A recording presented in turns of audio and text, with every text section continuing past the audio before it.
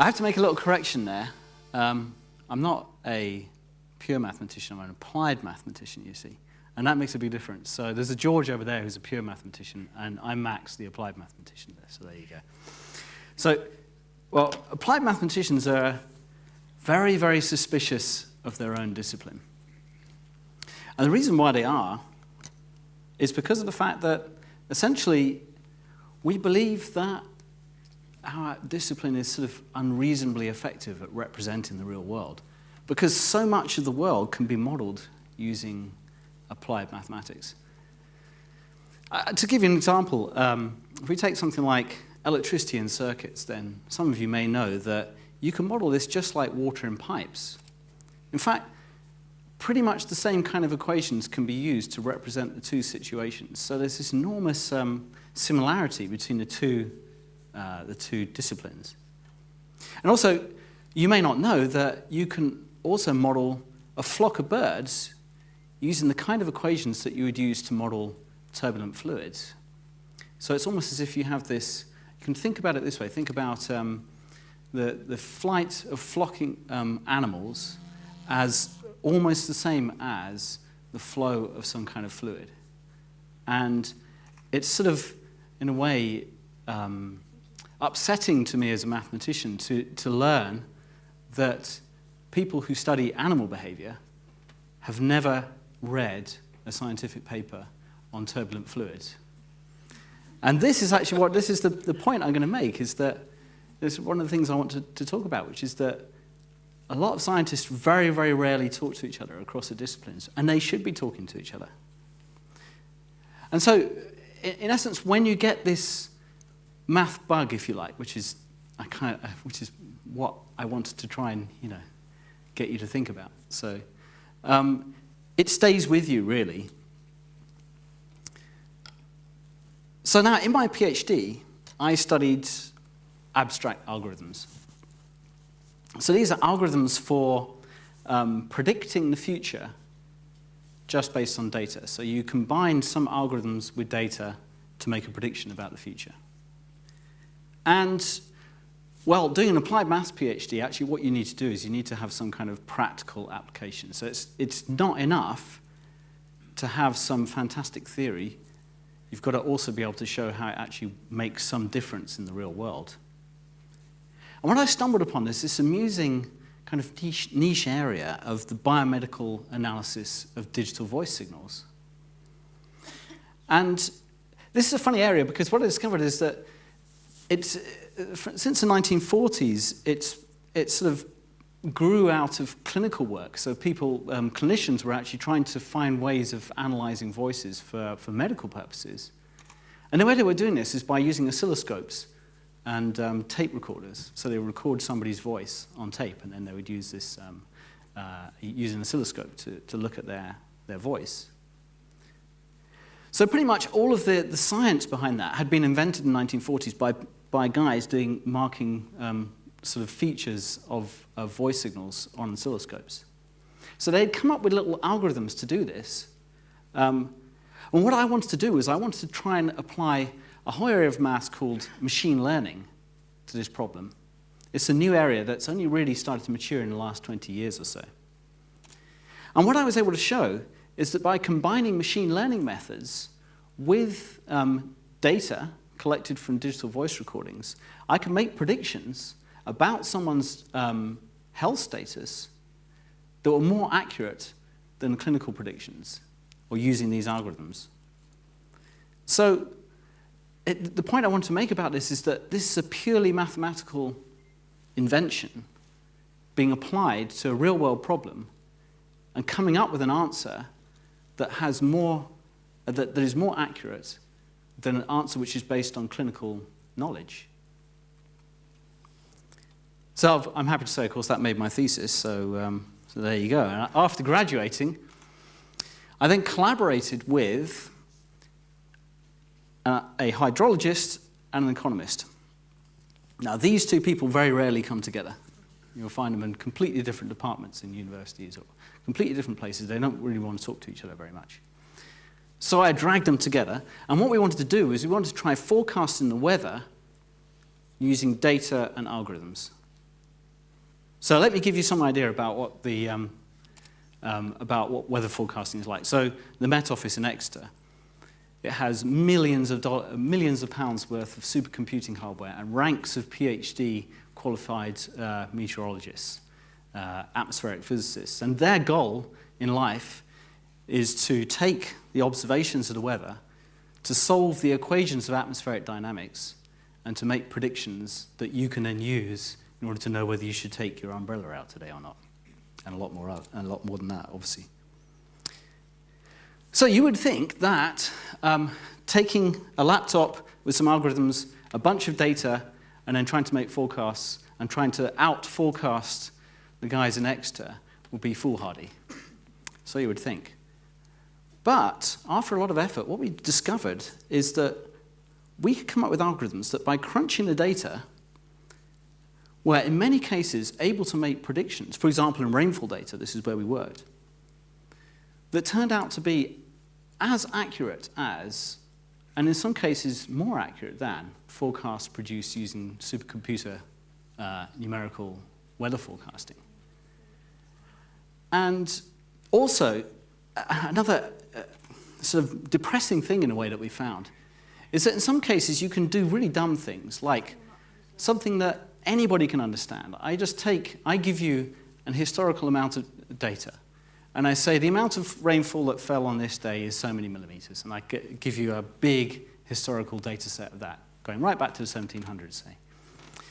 And I say calculate the average, and then use that average and say that average is what the rainfall tomorrow is going to be. And in some cases, when you do that, you can actually do better than numerical weather forecasts. So that, of course, is incredibly surprising, right? So now, in these projects, what we try to do is we try to be really as rigorous as possible. We collated many, many algorithms from right across different disciplines. And we use really overly simple algorithms, as I described to you.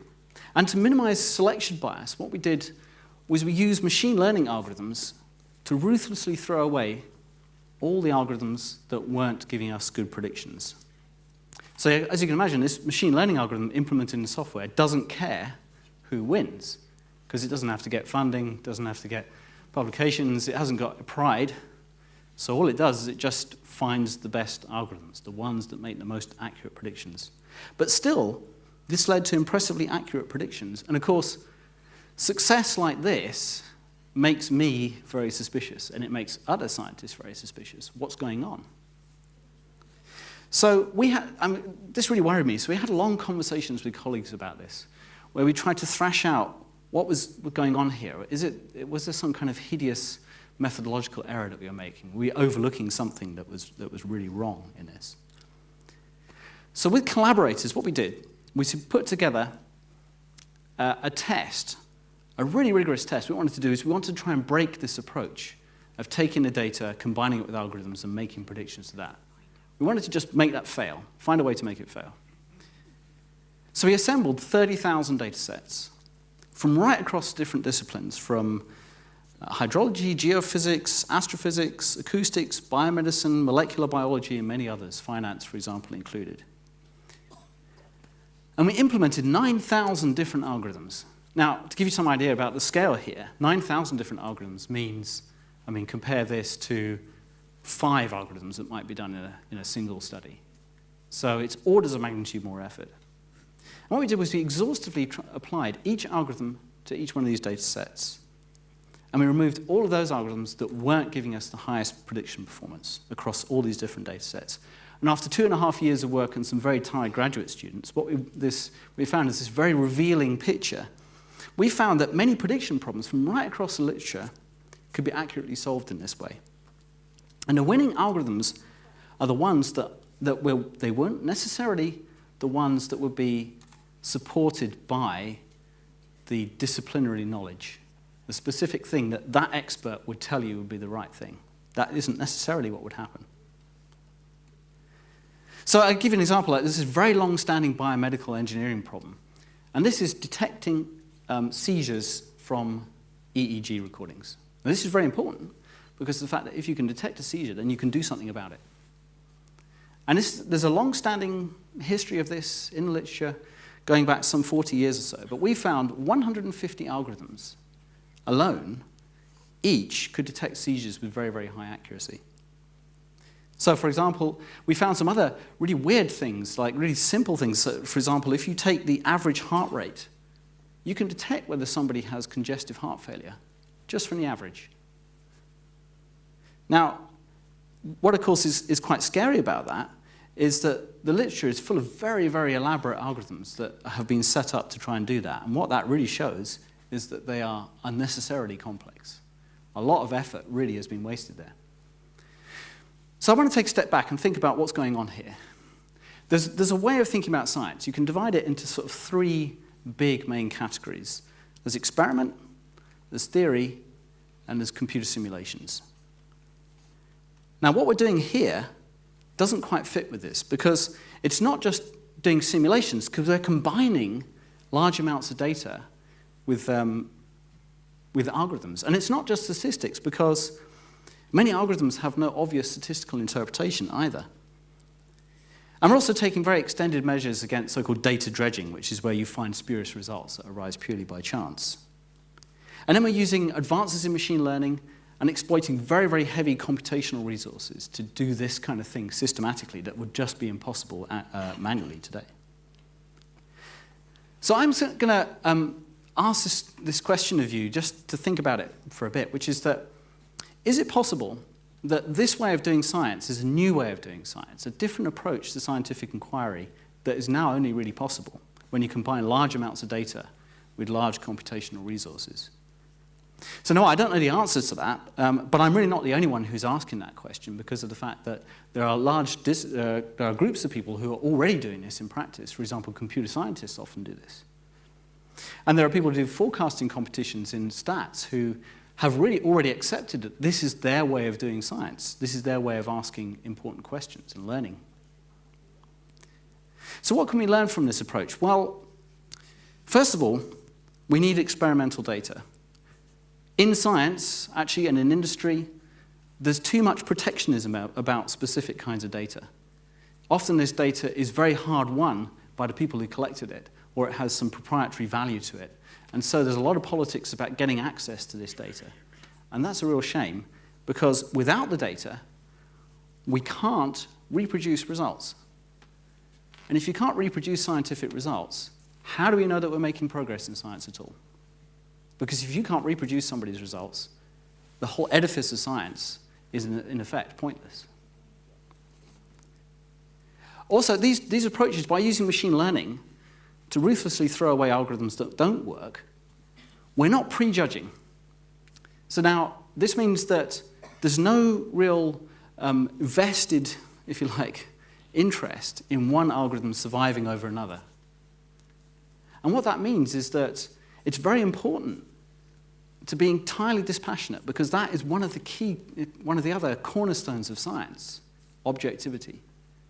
And the problem is that if you're invested in one particular way of doing things, one particular disciplinary outlook, then you will inevitably you won't be as objective as you could be. And that actually is often a problem. And the third thing is that this is inherently collaborative. I described to you how I brought together hydrologists and economists to work together. So we really do need to bring together lots of different people from different disciplines, because it takes all sorts. It really does, to find good results in science, to find breakthroughs. So I'll just leave this now by saying scientific approaches and engineering approaches, for example, that can withstand essentially this very rigorous test, this challenge from across the different disciplines. Not only will they have so-called explanatory power, so that they can explain phenomena, they'll also have so-called predictive power.